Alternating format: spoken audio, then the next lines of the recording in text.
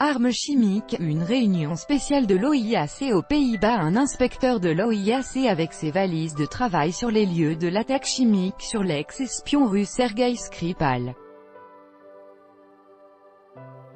Reuters, Peter Nichols, un ex-espion russe et sa fille attaqués en pleine ville en Angleterre, des populations civiles bombardées en Syrie. Les armes chimiques sont de retour, alors qu'elles faisaient jusqu'ici l'objet d'une interdiction absolue dans le monde entier. Et cette tendance inquiète beaucoup l'immense majorité des pays de la planète, qui se réunissent à partir d'aujourd'hui à La Haye. Des États membres souhaitent y faire un pas historique en donnant aux experts de l'OIAC le pouvoir de déterminer les responsables d'une attaque chimique de grande ampleur. Dès le début de l'affaire Skripal, les Britanniques avaient saisi l'Organisation pour l'interdiction des armes chimiques, afin d'identifier, sans contredit possible, la nature de la substance qui a failli exouter la vie aux deux Russes.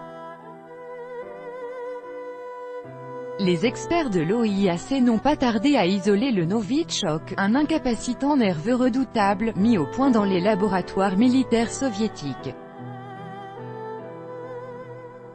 Cependant, les règles actuelles de l'OIAC ne prévoient pas d'établir explicitement et publiquement les responsabilités, lorsque l'usage d'armes chimiques est constaté. Or, c'est précisément ce que Londres souhaite, et c'est la raison de la convocation en session spéciale d'urgence de l'instance d'orientation de l'OIAC, qui regroupe les 193 États parties.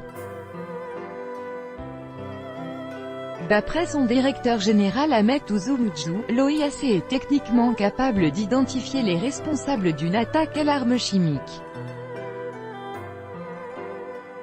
Il met la communauté internationale en garde contre l'inaction. Malgré le risque d'être accusé de politisation, une culture de l'impunité ne peut pas se développer autour de l'utilisation d'armes chimiques.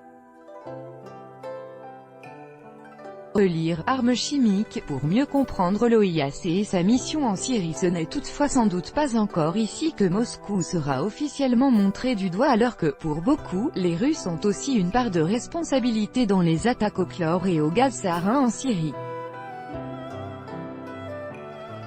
Les gouvernements des pays de l'OIAC se disent profondément préoccupés de la recrudescence du recours aux armes chimiques, et de l'utilisation que pourraient en faire des groupes terroristes.